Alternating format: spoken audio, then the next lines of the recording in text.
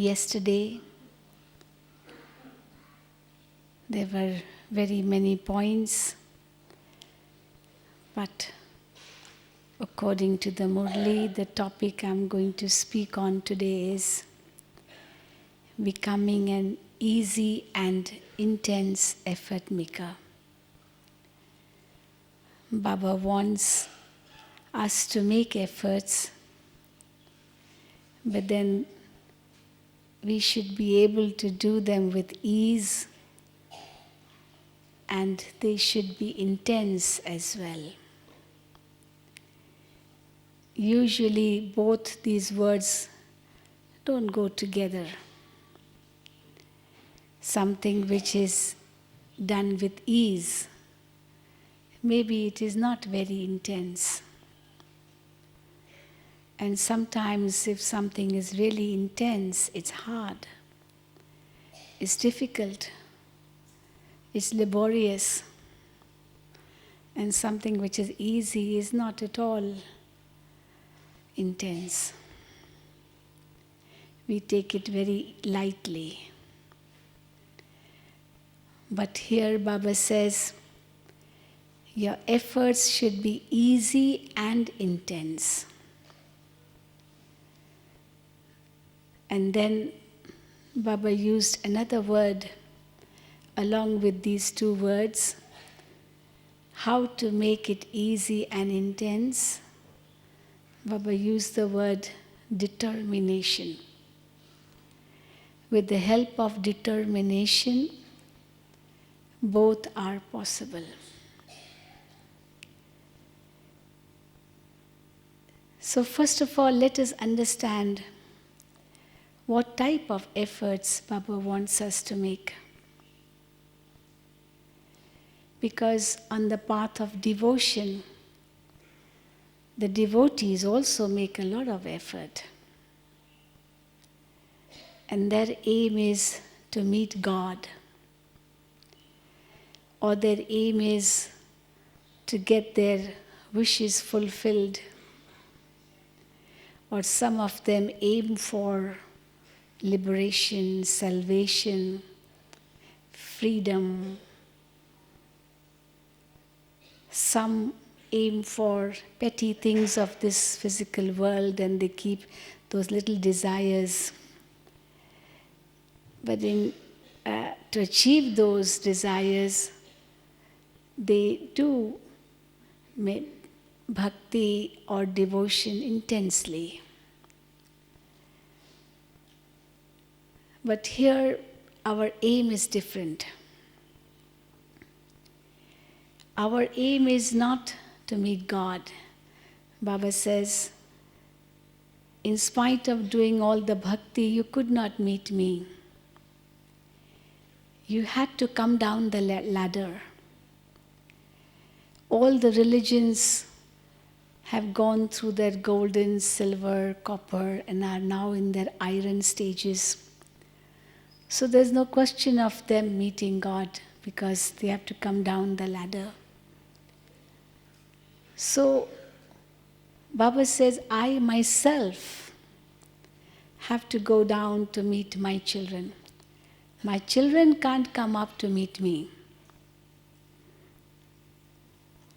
This is something very interesting to know, because people in bhakti think that as we do intense bhakti, ultimately we achieve the fruit in the form of meeting God. And here God Himself says, you actually come down the ladder because your bhakti also becomes degraded gradually.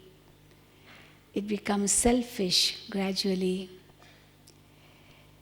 And the result is that you fall down. So you can't climb, you can't go above and meet me. But I have to descend to come and meet you. So the question of meeting God through that intense bhakti, Baba says, is futile. It's only when we become degraded completely God comes. It's not that we're uplifted through bhakti and then we meet God. So it's a very different understanding altogether. And now our bhakti or our devotion or our remembrance or our efforts are not with the aim that I have to meet God, because God Himself has come. He has given His own introduction to us. He has opened up all His treasure stores for us. He has given us the key to all His treasure stores. And He says, use them, use the key. Just use it. But the big question is how to use it. It's like you have everything in front of you, but how to use that is a very big question. So our efforts are not to achieve, that achievement is there. Knowledge is there. The understanding of God is there. What type of efforts we are to make for that is also being told to us by Baba. The fruit which we are going to achieve is also there right in front of us. Baba says you return home to Mukti and then to Jivan Mukti, to Golden Age. I have brought Golden Age on my palms for you as a gift. But how to receive, how to make the maximum use of it, that is the question. And Baba says, easy and intense efforts. Why Baba has to say easy? Because Baba cannot bear seeing the children laboring just to meet God. Really on the path of devotion and bhakti, how much the devotees labor. How intense it is, their bhakti. In India I have seen, I don't know about the Western bhakti, it must be intense too. But then in Indian bhakti I have seen when people go to pilgrimage places, many of them go barefooted because they think that they should not even wear shoes. They don't even go by any vehicle. Barefooted they go. Not just barefooted, some of them, they give penance to the body whilst going on a pilgrimage. Different types of penances there are for the body. Some of them even somersault, whilst going on the path, they somersault and go. They don't just walk straight. They somersault like this, like this, like this. And some of them lie prostrate, lie prostrate with their hands right in front, and then they make a line there and then just jump to that line, and then again their feet from there and again prostrate. You understand? That's how they do.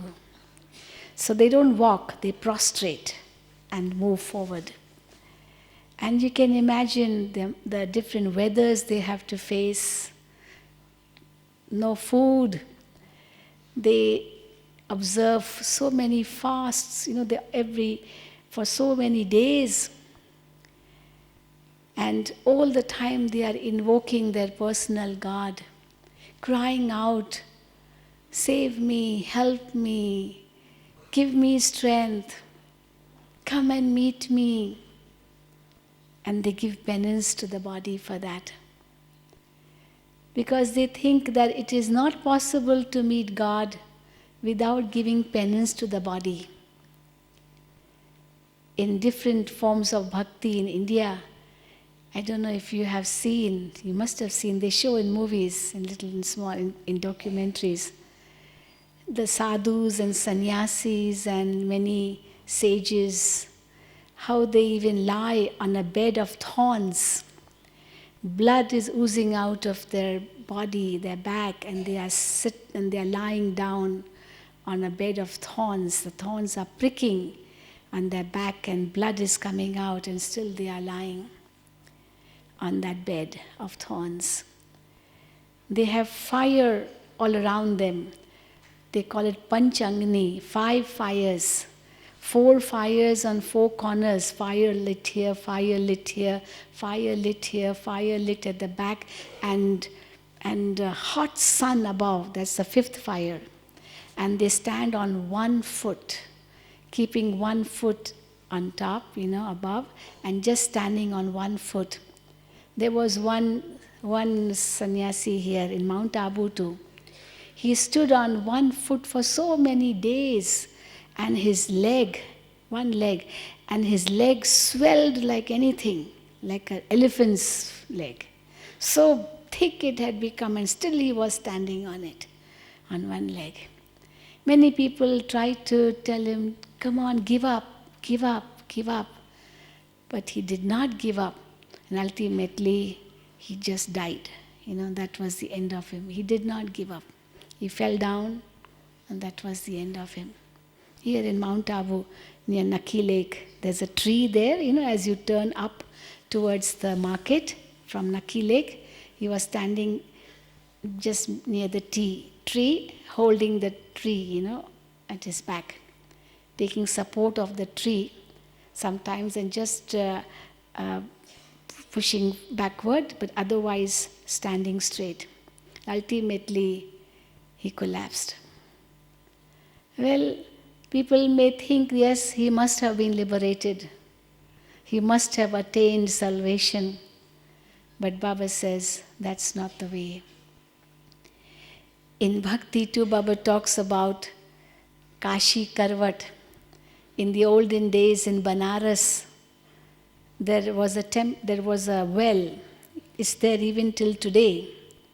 It's a well, I think, about dry well, 20 feet below. And there's a Shiveling there at the bottom of that well.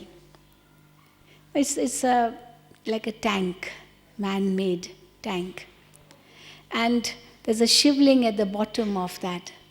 So people who wanted to sacrifice themselves to Shiva, what they used to do, there was a big sword kept at the side. And they used to say, Shiva, Shiva, Shiva, Shiva, and catch that sword in their hand and just chop off their head. Just chop off their head at one stroke. And the head would fall on the Shiveling and the body would fall behind. That was their intense bhakti. Just to get a vision of God. And they keep a fast for days and days and days together. Some don't even drink water. Some drink, but some not even water. Some are not even allowed to spit. They're not even allowed to take that spit inside. Supposing there's saliva in the mouth, but that also they're not supposed to take in. They must throw it out. Nothing should go in the body. Nothing. In every religion it must be that. I don't know much, but this is what we see here too. So we can say that on the path of devotion there is so much intense devotion to meet God. And now Baba says, children, I cannot bear this. My children, my lovely children, such sweet children, and they laboring like that, how can any father bear all that, seeing his child labor, just to meet the father? Why should a child labor to meet the father? The father comes running to meet such a child. So this is why Baba says he does not like the children become laborious. They labor and work very hard. No. But then on the other hand, he says, you have to make intense efforts because time is short. You cannot waste time. You cannot while away your time. Your time, your thoughts, your breath, everything is so precious for you children because time is short. You can do a lot in this short time because Baba has come and he is establishing 3 things at this time. One is a religion. Well, other religious prophet souls also established religions, their own religions. And God is establishing a religion too, the religion of the deities, the religion which has gone into oblivion. The pictures are there, images are there, idols are there, memorials are there, but that religion doesn't exist anymore. It has gone into oblivion. It's only remembered, yes, there was a time when these deities existed. But Baba says, I have come to establish that religion once again. So a religion is being established, and the basis for establishing a religion is purity. All the prophet souls who came into this world led a pure life in order to establish their religion. Without purity, no religion can be established. And therefore, purity is a must for this religion, for the religion of the deities. That's why Baba emphasizes on this very great value of purity.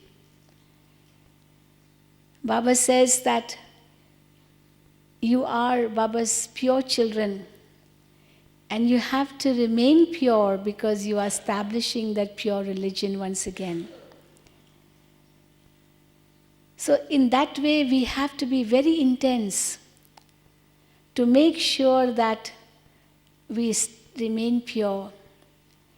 Because Maya is there in front of us, a great opposition, is always trying to attack us, always trying to oppose us, always trying to suppress us.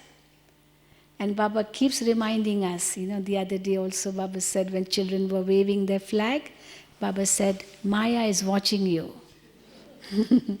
Maya is watching you. So I was wondering, with which eyes was Maya watching? So yes, Maya is watching. Just like we have that song, God is watching me. And now we say, Maya is watching me. So it is watching me. It can come to me in different forms, through people, through objects, through anything. Maya can come. It can come in the form of different sanskars, like in today's blessing it was that somebody's sanskar may be a form of, which can create an obstacle. But then that sanskar is actually Maya trying to confront you. And therefore we have to be very, very careful to make sure that we are not defeated by Maya for any reason or in any way. And therefore we have to pay attention. And for that, Baba says, you have to have intense efforts. Intense efforts in the sense cautious all the time, all the time. Not even for a moment should we give up being cautious. Just like, when somebody is on the hit list of terrorists, there's a big group of security guards who are always guarding him, because a terrorist can come from anywhere and attack, in any form. You never know in which form the terrorist will come and attack.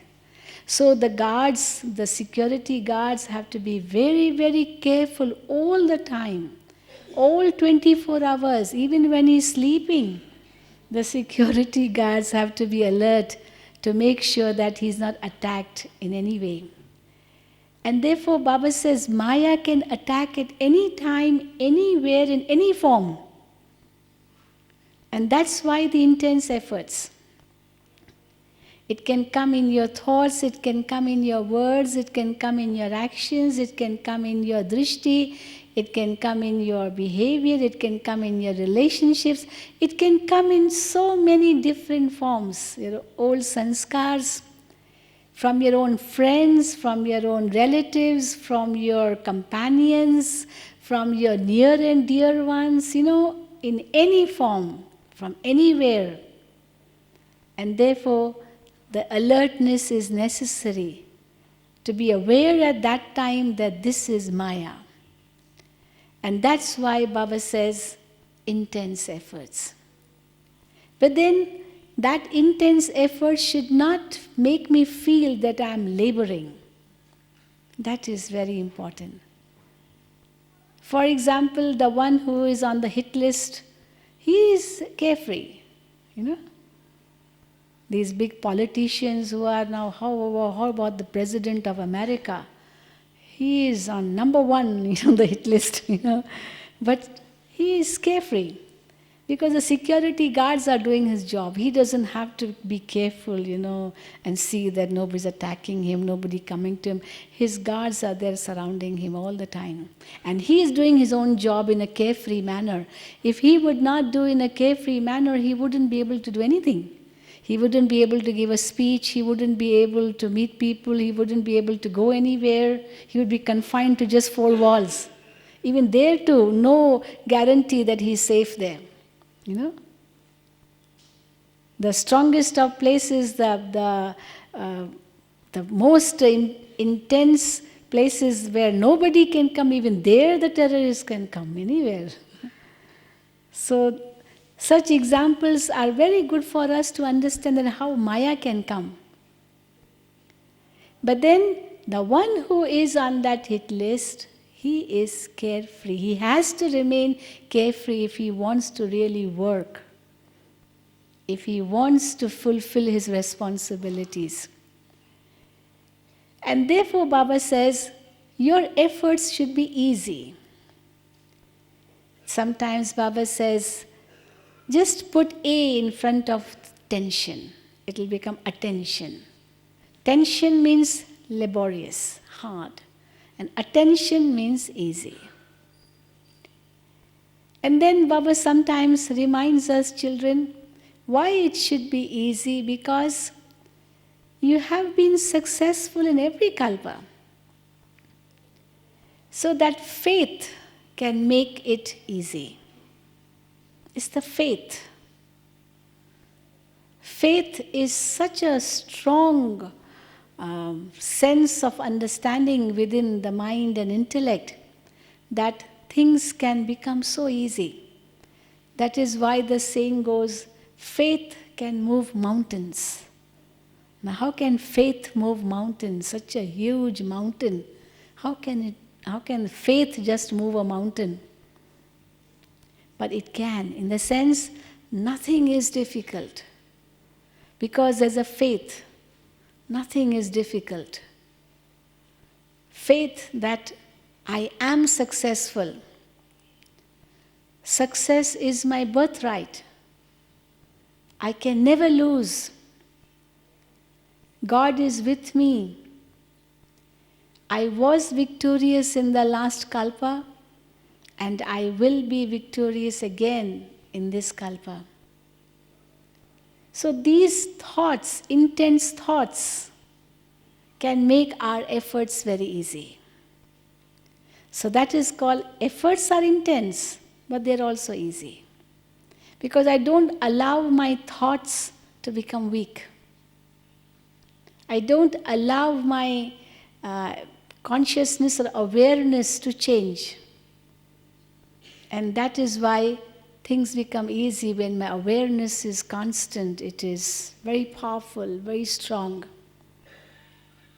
And therefore intense as well as easy. Because on the path of bhakti, why it was difficult, the biggest reason was that we were trying to suppress, trying to give up physically, trying to have disinterest in a very limited way. And because of that, the attachments were not easy to give up, and therefore the difficulty. Baba sometimes speaks of these big sannyasis.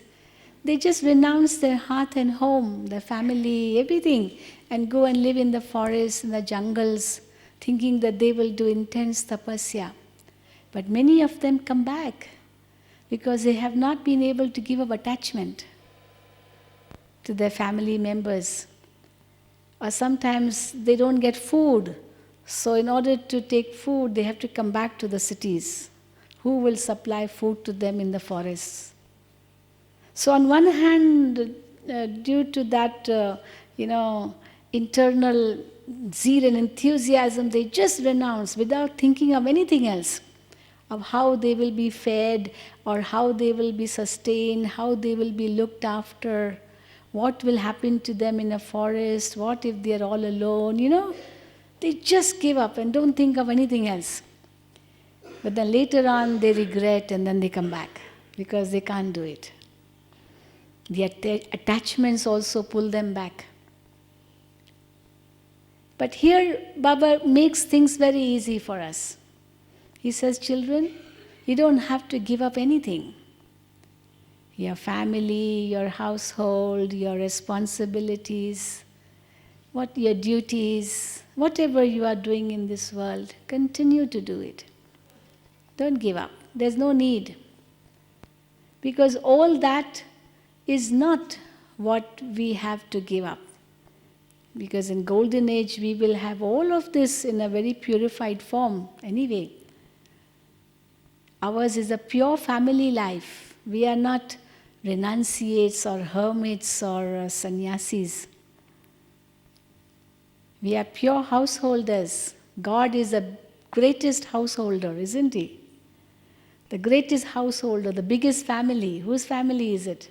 The biggest family in the world. God's. So God is the biggest householder, isn't He? So why should He tell us to give up our household or our responsibilities? But then Baba teaches us the method of remaining detached and loving, which should be very easy because we're not really giving up anything. But we are just going beyond. And we give a very interesting example of somebody sitting in a boat, and the boat is on the water, on the sea, and the boat is moving towards the other shore. So the boatman has to make sure that if he wants to go to the other shore, the boat should be on the water, of course, but he has to pay attention to the fact that the water should not be in the boat. The boat should be on the water. Only then it can go across and reach the other shore. But the water on which the boat is, that should not enter the boat. Because if the water enters the boat, what will happen? The boat will sink. So if the boat is on the water, it will reach the other shore, it will go across. But if the water enters the boat, it will sink.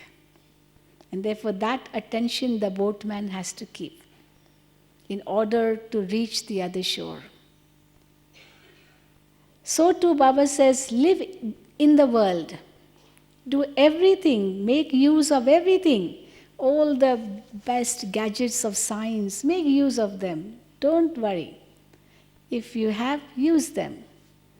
On the contrary, sometimes Baba says all these different equipments of science, whatever science has produced today, they are for Baba's service. Had the television not been there, had the internet not been there, all these wonderful scientific gadgets, how would Baba's service happen all over the globe? Today Baba's children are able to watch Baba, to hear Baba sitting in their own places.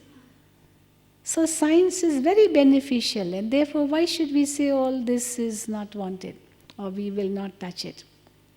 But the real test comes when, if we wish to be freed from that, we should be able to free ourselves in a second. We should be able to go beyond. Nothing in this world should addict us, be addicted to it. That is the art. Because very often it happens when somebody becomes addicted to the computer, to the internet, to this, for hours and hours and hours, they keep sitting and keep working. It's good. But then supposing something happens, it fails, and then my stage is gone. Now that shouldn't happen. That means I have become influenced by it. It means I have become a slave of it. I'm become dependent on it. And when I'm dependent, a slave of something, that means I'm not the master. So this is the test we have to pass in, where we use everything and yet not feel that I'm dependent or not become dependent to it, not be enslaved. So this is what Baba says, easy effort maker, intense and easy. Don't give up anything, don't leave anything, don't have to renounce anything. Sometimes Baba says, even these clothes, Baba doesn't say that you should wear white clothes all the time. No, when you go to work, okay, wear your clothes. But yes, when you're in Baba's service, this is like a uniform. Like the army people wear a uniform. Many offices nowadays, they have a uniform. So when one is in one's uniform, he's duty conscious. And therefore we are on God's duty all 24 hours. Therefore we are wearing white all the time. It's easy. It stands for purity, so it helps us to maintain purity in the mind. So in this way, these things are helpful. But it's not a necessity. But yes, where food is concerned, Baba says it affects the mind, and therefore we have to make sure that we eat the pure food. Otherwise, up to now, we had been making our stomach become a graveyard, Eating non-veg food is like making one's stomach a graveyard, is it not? That's what we had been doing. So Baba says purity of food is essential, of course. The deities are pure vegetarians. Also, it is necessary because thou shalt not kill, thou shalt not give sorrow. So how can we give sorrow even to animals? And therefore, we cannot give sorrow in this way by eating their meat. And therefore, Baba says all these things are very, very essential. But then it should be taken in a very easy manner, in the sense that not that, oh, I can't do it, how to do it. No. Sometimes that thought has to come. It's like a surrender to Baba.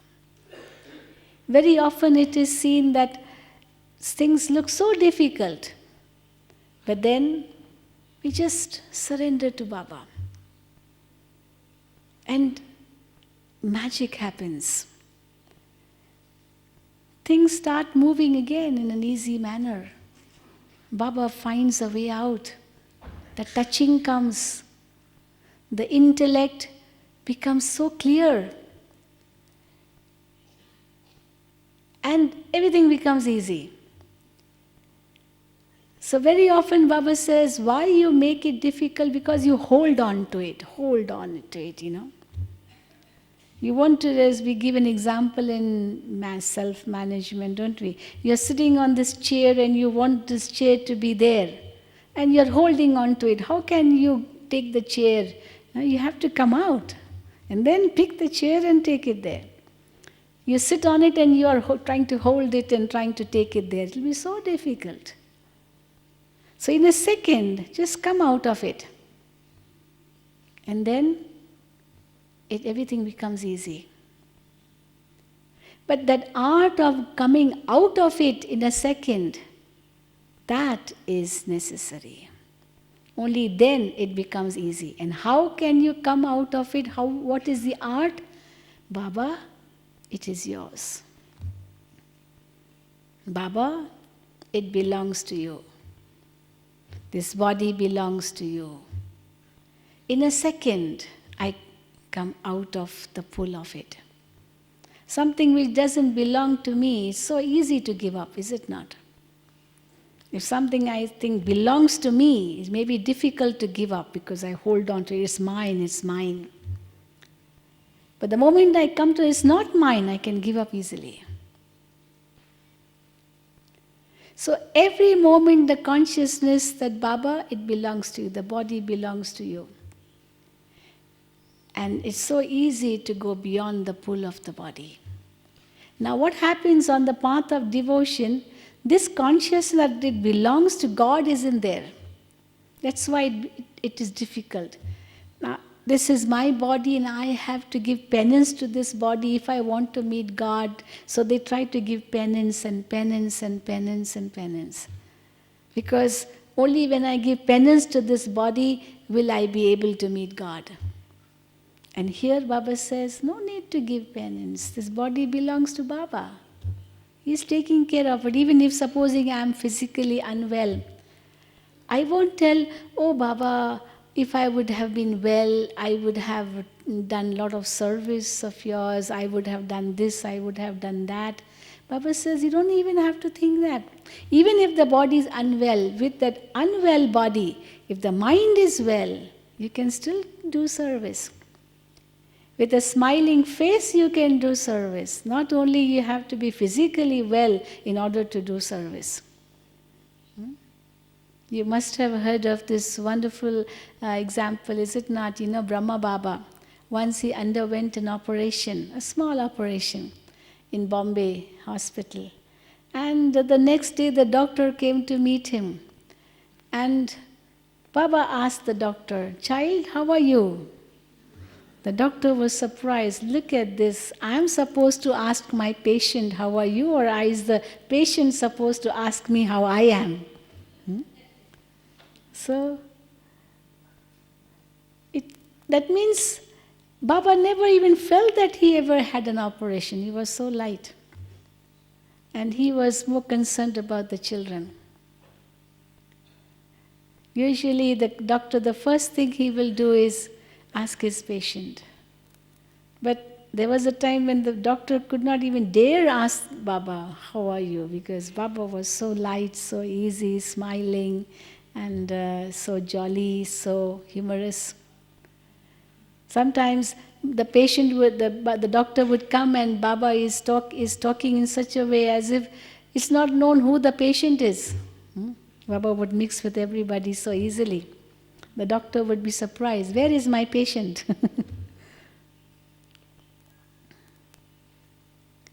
Usually patient is visible, no, very clearly, yes, this one is a patient, because that patient is sulky, sad, very sort of dreary, very tired.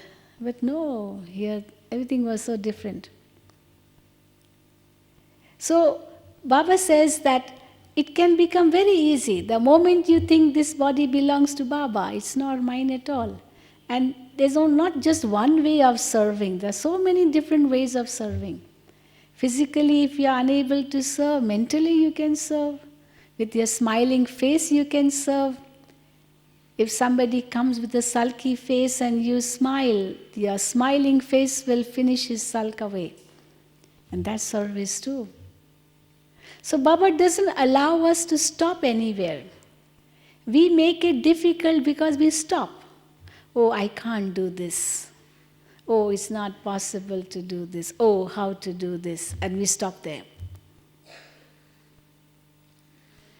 So, how to make it easy? The first thing is, in an instance, Baba, it is yours. It's not giving up. This is not giving up. This is surrendering something to a higher source who is more strong than me to help me. It's not crying out to God. In bhakti, they cry out to God, God help me, God help me. Here we don't cry out to God. Baba, I'm coming to you. Baba, I'm yours. It's an instant surrender. And the one who surrenders, he is automatically protected. In bhakti, they cry out in sorrow, with attachments, worried about the concern about giving up, of losing. And here, in a second, I can go beyond because Baba can take care. And it's not mine at all. So there's no attachment, there is no question of any desires. There is no question of anything that I want for myself, nothing. On the contrary, I can go in a second, in a beyond, because everything belongs to Baba. So this is easy effort. You will notice in the Gita, whatever conversation is there spoken by God to Arjuna is actually to encourage Arjuna to fight with ease. Because the story goes that there's a big battlefield and Arjuna is there in front of his enemies, the Kauravas. They show Krishna sitting in the chariot of Arjuna. Krishna telling Arjuna, come on, fight, and I will ride your chariot.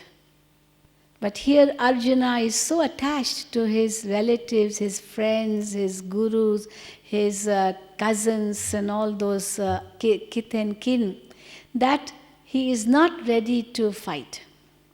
He seems it very difficult.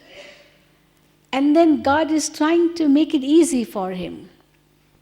The first thing he tells him, Arjuna, be ready, start, do your job and fight.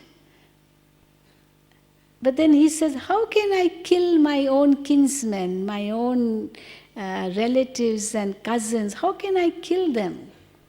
Actually, Baba says it's definitely it's a spiritual battle. But then they show it in the form of a physical battle. How can I kill them? So the easy method, God tells him to forget or to go beyond that consciousness of killing. He tells him, Arjuna, you really cannot kill anyone. They're all souls. Soul is eternal. Remember that everyone is a soul and the body is perishable anyway. It has to die one day, and the soul is eternal. And therefore, you just do your duty. You can't kill anyone's soul. So the consciousness of the other one being a soul makes things light for me, because I'm not really killing anyone. I can't kill a soul. Of course, it's all spiritual, but people haven't understood, therefore they have made it very physical. Actually, it is conquering attachment. Because everyone is a soul, so attachment for whom? Attachment towards what? If it's attachment towards the body, well, keep the body. But can we keep a dead body? If it's attachment to the soul, then no need to worry at all, because in some or the other life we will meet again, in maybe another form. We will meet one day, anyway. And Baba has given knowledge of a cycle, we will meet in the next cycle again, so no problem. Therefore, no attachments. So knowledge of soul is being given. The second chapter is all about knowledge of soul. But Arjuna doesn't understand. And then God continues. He gives him other yuktis to make him understand in an easy manner.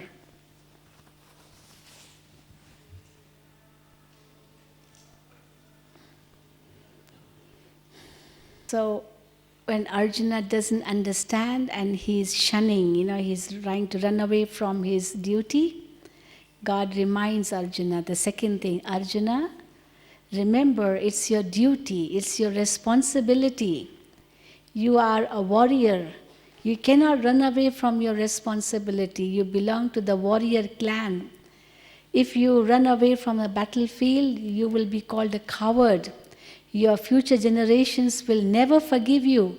They will say that our great-grandfather was a coward and so on. And therefore, just for their sake, don't put a bad name to your family, to your future generations, to your clan and your responsibilities. And therefore, Arjuna, get up and fight. The second thing, God is inspiring him. Think of the consequences if you won't.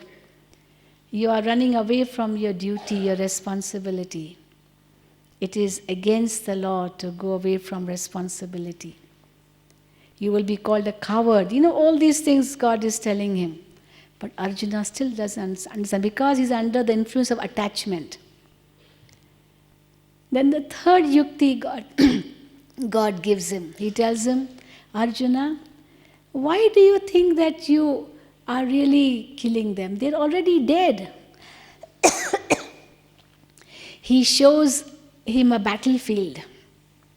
All the Kauravas are dead.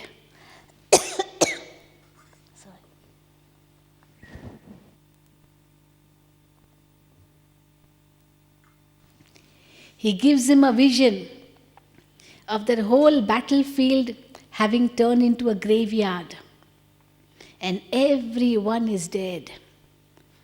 And God tells him, Arjuna, this is their destiny. They are destined to die anyway. So as it is, they are going to die. So you just do your duty. That's all. You're not really killing them. They are destined themselves to die. But Arjuna starts wondering, why should I be responsible for their death? Therefore, I don't want to kill. Let them die on their own. I shouldn't take that responsibility. So he doesn't obey God. Then the fourth thing God tells him, Arjuna, see, you are destined to win. Victory is definite for you. Heaven is definite for you. You will become the sovereign in heaven if you win in this battle. And even if you don't win in the battle, you will still go to heaven. That's in the Gita. And therefore, go ahead, do your duty, because heaven is there waiting for you. He said, I don't want such a heaven. I don't want such a heaven where I first kill and then go to heaven. I don't want it. I better not go to heaven than kill and go to heaven. You know, that's why they have made it up in the form of a story. Actually, it is just killing the vices. Now, when he doesn't really pay attention or doesn't really pay heed to what God is telling him, then God tries other yuktis. Because he doesn't want heaven, he doesn't want to take any responsibility, he doesn't want to really do anything. And then at the end they show that the variety form of Vishnu appearing, God appearing in that huge form and telling him that, do you know who is telling you this? It is God who is telling you. It's not an ordinary human being. Before that, another yukti God gave him. He said, Arjuna, in every kalpa you have been victorious. Not just in this kalpa, you have been victorious many, many times before. You have to just do what you have done before. Therefore, it is nothing new. If it would be new, maybe it would be laborious, it would be difficult, it would be hard. But you have done it before many, many times. You have been victorious many, many times before. You and I have been together in this way many times before. Knowledge of the drama, of the cycle repeating. And therefore, just repeat what you have done before. It should not be difficult for you. But Arjuna does not, because of attachment again. Again the same question, how, why, when, what, And ultimately when God appears in front of him and tells him, you know who is telling you this? They are mixed up, Shiva and Vishnu and all that. But then it's God who tells him, gives him his vision. And then Arjuna wakes up. He realizes, who is telling me to do it? Not an ordinary human being, but God himself. And his eye of enlightenment opens up. And ultimately he surrenders to God and tells God, yes, God, I have realized you. I have now full faith in you, and I will do whatever you tell me to do. And instantly God takes over the reins and he fights and wins, and then the story. But all that while, for 18 chapters they show in the Gita, he is trying to question God all the time, and God is trying to answer him and finish off his doubts and his questions and all that. That is the Gita. This is what Gita is. In the meantime, God tells him, keep your mind in me, manmana bhav, remember me, all that. But then the story behind is these 5, 6 points: soul knowledge, your duty, karma yoga. Do your duty, but don't think of the fruit. That is the essence of the Gita. And the third is you have been victorious in every kalpa. It's nothing new. The fourth is they're already dead. Ultimately, God shows his own form and Arjuna surrenders, that he realizes because it's not an ordinary human being who's telling me to fight, but God himself. Now this is what we have to experience. This is the real Gita episode, Baba is saying. God coming in an ordinary form. We see Shiv Baba, Bap Dada coming in the form of Dadi Gulzar and speaking to us. Some may think it is so ordinary. Oh, Baba is mine. Okay, in the body of Dadi Gulzar, a woman, Dadi. But it's not Dadi. It's not Dadi who is speaking. But it's God who is giving me the directions, God who is instructing me, God who is telling me what to do. And that same Supreme Being will be the Supreme Justice at the end too. And therefore Baba very often says, I have a very big TV in the subtle regions. Now what type of TV it must be, we don't know, But Baba says, I am able to check your thoughts, I'm able to check everything in an instant. Because it's not an ordinary human being telling us this, though Baba makes it very light, very humorous, so that children are not afraid, children don't get, frightful, they don't think it's too much. So Baba makes it very humorous, very light. But then Baba also says, why do you think that you have to labor at all? Just surrender to me, I'm there, make use of me. But children don't know how to make use of me. I'm the one with thousands of arms. Magic really can happen, but the only one thought should be surrender. But we don't want to surrender. You think, I will do it. I. Sometimes, dadis, when we go to the dadis, Dadi will tell us, why have you come so late? You should have come 6 months ago. And then we say, Dadi, we thought you must be very busy. Dadi, how to disturb you, how to take your time. Dadi, you have so many other things to do. Dadi will say, now you have given me more work. If you would have come 6 months ago, it wouldn't have been that much work. The same thing happens, in a hospital, the doctor. We keep on postponing. We don't go to the doctor, we don't tell our problems, and we keep on postponing. Ultimately, when it gets too late, then we go. And the doctor says, why didn't you come 6 months before? Why didn't you come earlier? And then doctor has to work more, no? Because all that 6 months which he could have made it easy, it has become more difficult now. And then sometimes the doctor may say, you're too late. You're too late. Yes. But even the doctor cannot do anything. He has no medicines because it's too late. He'll say, sorry. Whose fault is it? You can't blame the doctor because we did not come in time. And therefore, the greatness of Baba, the surgeon, is he's giving us more time. That is the beauty of God, the surgeon. He keeps telling us, okay, in how much time will you be able to prepare 100 Brahmins? Okay, 1 year. Okay, 50 in 6 months. Baba keeps on extending our date. He's still not saying it is too late because Baba is extending the date. There the doctor will have to say ultimately too late because the patient did not pay attention in time. But here Baba says, though it is too late, but still Baba can extend the date because he is the master, no? He is the Almighty. And therefore he is continuing to extend. And that's why Baba keeps telling us, children, nature is waiting. Nature is waiting. It wants to start its work.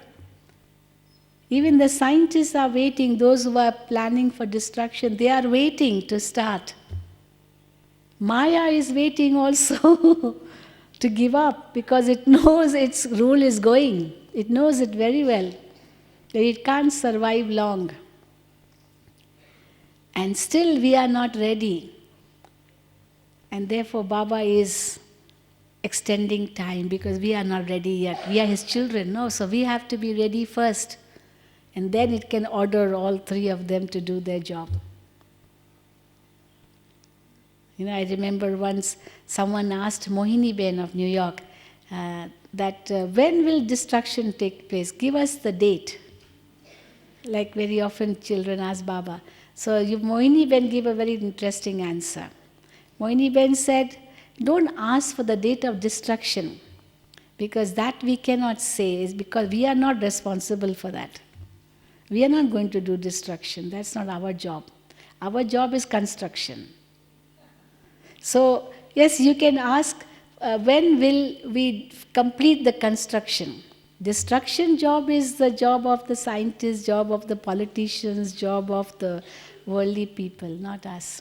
Yes, for destruction, go and ask them. But yes, when golden age will come, you can ask us. But he was interested only in destruction, so he didn't catch the word, He didn't say, okay, when will golden age come? He didn't ask that. But he only asked, when will destruction happen? He said, go and ask them, don't ask us, because we are not responsible. So it's interesting to see that how Baba is actually waiting for us. They are ready. But whether we are ready or not, that's what we have to ask ourselves. Because when the distance is long and time is short, we have to speeden up. In order to speeden up, we have to be intense. In order to be intense, we have to have a determination. We can't stay without it. I must reach, I have to reach. But doesn't mean that we get tense. No. Attention, that's what Baba says. So easy efforts as well as intense efforts.